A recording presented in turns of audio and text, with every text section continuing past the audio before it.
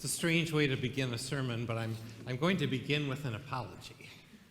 If I had known how well the program that I was involved in Thursday night was going to go, I would have a couple weeks ago invited everybody.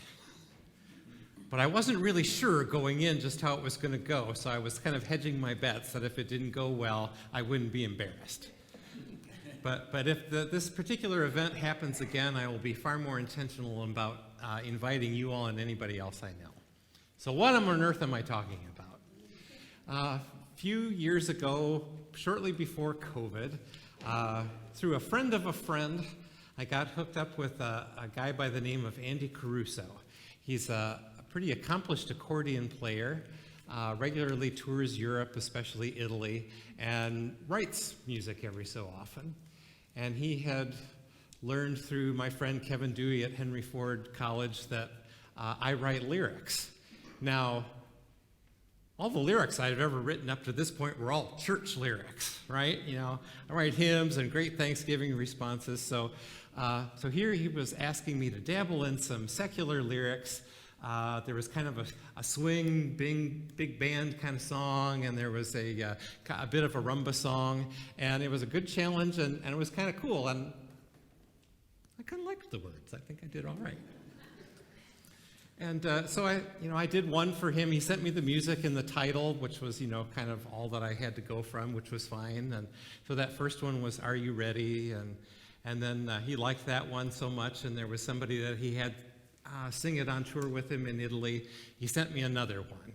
So a few weeks ago, he called and said, I'm setting up a fundraiser. He's involved with the Haitian Orphanage and Music School that Mitch Albom sponsors in Haiti.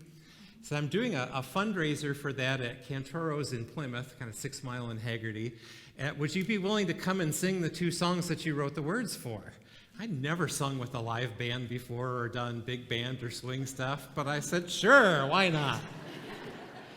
And then as it got closer, I thought, I have no idea how this is going to go. I've only heard this in my head. I have no idea how they actually feel it or going to want to play. Well, that was all, I didn't need to worry about that. They were consummate pros, and they just did it just the way I wanted them to do it and in the key I wanted them to do it, and it was lovely. It was great fun.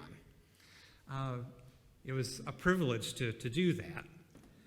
But it was funny, I was second on the program after they had played an opening number with the first song, and the person who was supposed to be doing the MC stuff had stepped out to grab something, so Andy said, just introduce yourself.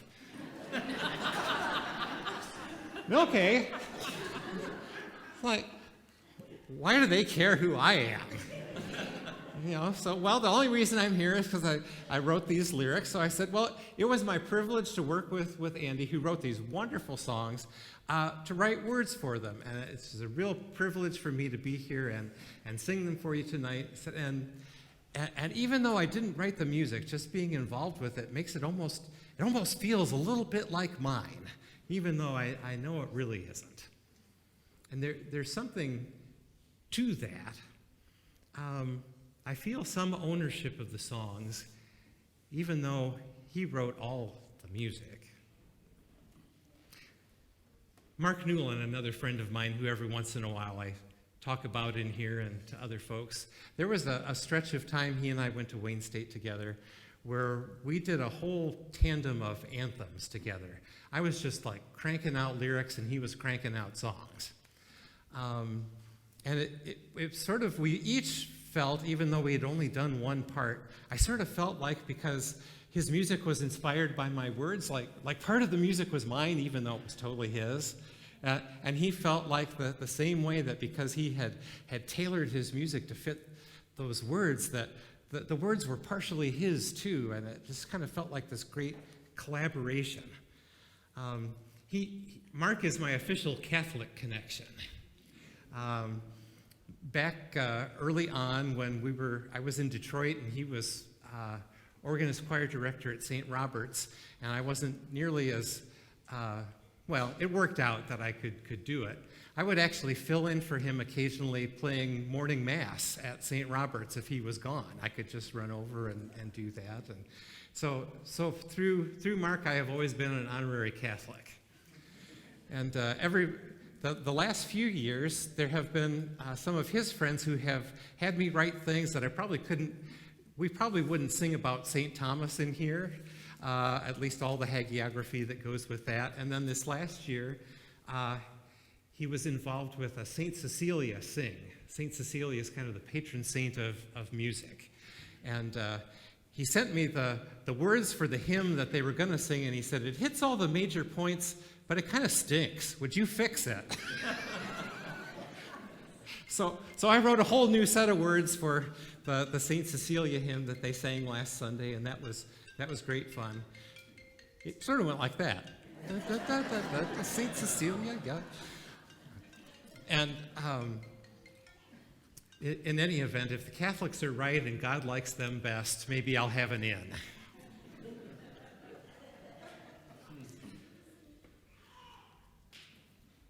And there are many other things that you know that for us here that I've had the privilege of writing, and I enjoy doing that. I've added my part. I've worked at it. I've tried to do well when I've written lyrics, but ultimately, the music has never been mine. None of it is fully mine. I'm not alone. I'm in good company. Charles Wesley is credited for having written hundreds of hymns, but when they talk about Charles Wesley writing hymns, he never wrote the tunes, right? He didn't write da da da da da dun, dun, dun. He wrote, "Oh, for 1,000 tongues to sing my great Redeemer's praise, the glories of my God and King, the triumphs of his grace." He wrote all the words. That "Oh, for 1,000 tongues to sing" tune was actually an old English pub song. God only knows what they were singing to that. Knowing the English, probably something about ale and pies made out of organ meat. Copyrights and exclusive claims to ownership are a modern invention, a modern delusion in some ways, as though we have the market cornered as moderns on originality and innovation. In days past in music, it never used to be a big deal to borrow from or build upon other composers' themes. In fact, a lot of composers thought that was great flattery, that somebody liked their theme well enough to do something with it. When I was at Wayne, my piano professor, Thomas Schwartz, and his wife were both concert pianists. In fact, their living room was nothing but 2 back-to-back Steinway grand pianos. It was marvelous. Every once in a while, Mr. Schwartz would invite me in after my lesson in the back studio, and he and his wife would play something for me. And I remember one particular recital that they did at the university. It was a 2-piano variations that Brahms had written on the Haydn chorale, which is, it's actually in the hymnal. We don't hardly ever sing it. It's the "Praise we sing to thee, da da dum dum da da da da da da." Well, I actually embedded just a few seconds of it in the slide. Go ahead and crank it up, Diane, if you would. We'll see if we get a little audio.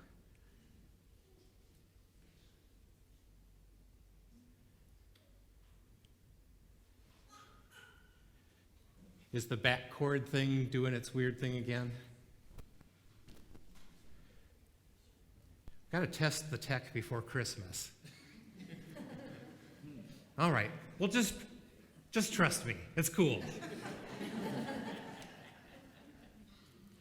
And thankfully, if tunes are old enough, they can enter the public domain.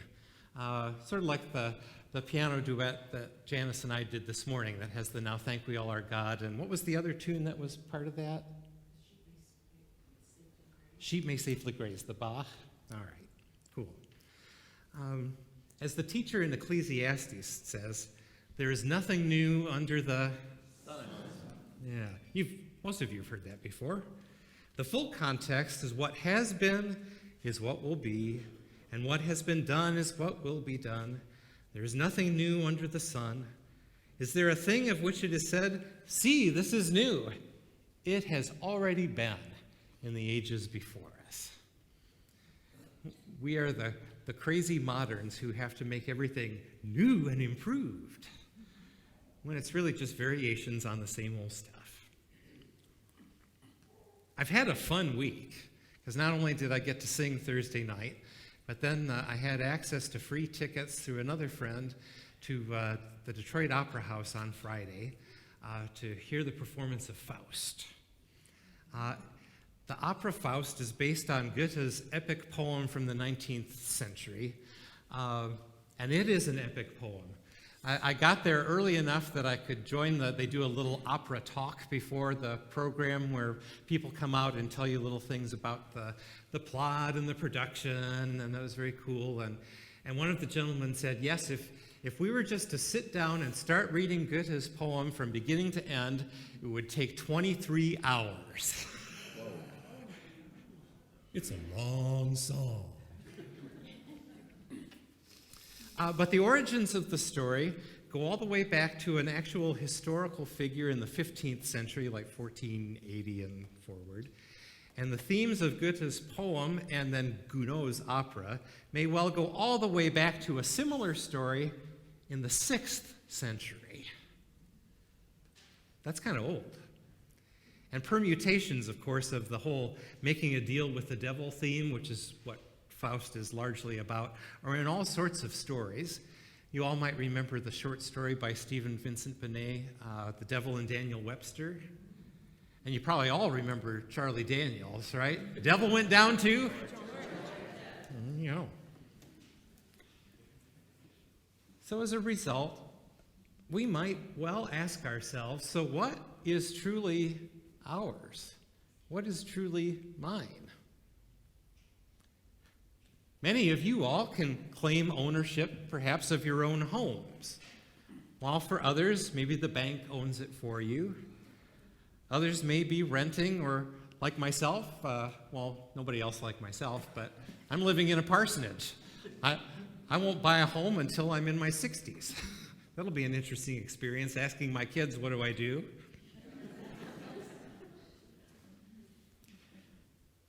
But even for those of you with full ownership, isn't that but a transient thing? Unless you built the house yourself, it belonged to someone before you. Unless you leave it to the fire department, like my Uncle Fred did, to practice putting out fires on. He did. That's a long story. It will likely belong to someone else after you. Kirk and Brenda Ullery tell the story about their house, and people will ask them where they live, and you might start with the street name and the lake, but for a long-timer, what always works is, what's the Bisdock house? How many of you long-timers know it that way? Not as many as I thought, but a few. Yeah. None of these folks ever think of it, never will think of it as the Ullery's house. It's always the Bisdock house. Even our genetic features and attributes, how much about what we think of as us really totally belongs to us? I have the pronounced brows and crooked index fingers from my mother's side of the family. I have my thin hair and small feet from my dad. Thankfully, I don't have my grandfather's smelly feet, just my dad's small feet. From the Ballman side, I've inherited, I think, a reflective spirit, my love for writing, and a penchant for clever Tyrell-like humor. From the Wick side, I've been given a curious spirit. They're the ones who bought me all my Tell Me Why books and the Bird book, and I've inherited their tendency to overt affection. I'd just as soon hug you as shake your hand, and a love for storytelling. Even my music skills, while I have put them to work intentionally myself, to use them and hone them, I owe them, too, to a combination of both sides of the family. If genetics had bequeathed me with a lousy set of pipes, no amount of work would compensate for that. Psalm 100 that Dee read for us this morning, verse 9, both the NRSV and the NIV say, "It is God that made us, and we are his." It's one of the few times that I actually kind of like the King James translation a little better. It is God that hath made us, and not we ourselves. It is God that has made us, and not we ourselves. The kingdom of God dispels any illusions that we or anyone else are self-made people.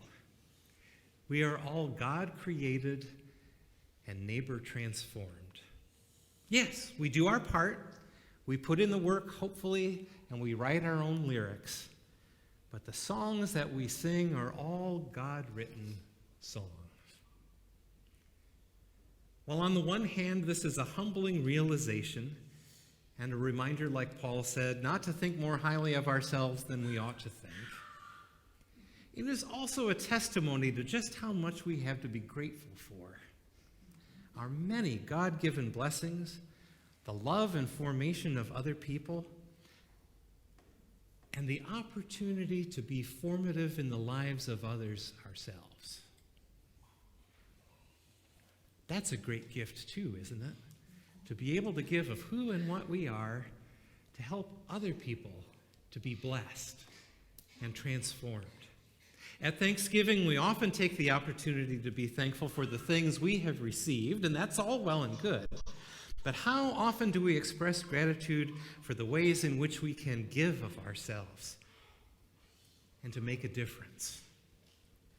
If indeed the earth is the Lord's and everything in it, let us no longer cling so closely to the things that we pretend are ours. And instead, but for the barest necessities of our own provision, give generously to others. Let us not live for ourselves, but as those who ultimately belong to God. Amen? Amen.